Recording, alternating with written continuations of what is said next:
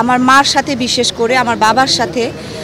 তো উনি যে মারা গেলেন আমার কাছে খুবই কষ্ট লাগছে শুনে। তবে এর চাইতেও বেশি কষ্ট লাগছে যে আমি আমার মাকে জানাতে পারছি না ওনার আপন মানুষগুলো এভাবে একে একে চলে যাচ্ছে। আমার মা ওনাদের কথা মনে করেন, কেমন আছেন জিজ্ঞেস করেন, কিন্তু আমি আসলে ওনাকে কিছু এখনও বলতে পারি না, কারণ ওনার ডাক্তারের পরামর্শে আমার চলতে হয়।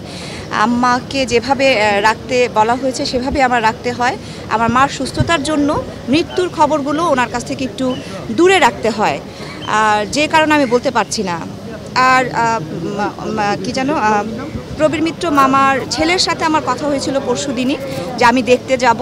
তখন উনি আমাকে বললেন যে আপা, আজকে তো বোর্ড মিটিং হবে ডাক্তারদের সাথে, আমি দৌড়াদৌড়ির মধ্যে থাকব, আপনাকে সময়টাও আমি ওভাবে দিতে পারবো না, তার থেকে বেটার আপনি কালকে 4টা থেকে 5টার মধ্যে চলে আসেন বিকালে। আমি বললাম আচ্ছা ঠিক আছে। তো যেদিন আমার সাথে ওনার ছেলের সাথে কথা হয়েছে সেদিন পরশুদিন রাতেই শুনলাম যে মামা মারা গেছেন। তো আমি আর কি শেষ দেখাটা মামাকে দেখতে পারলাম না সেখানে। যাই হোক, সবই আল্লাহর ইচ্ছা, আল্লাহর ইচ্ছার উপরে কোনো হাত নাই। আমাদের পরপর দুজন তারা চলে গেলেন, খুব কাছের মানুষ আমাদের দুজনই, মানে ফিল্মের সাথে একদম অঙ্গাঙ্গিভাবে জড়িত ছিলেন।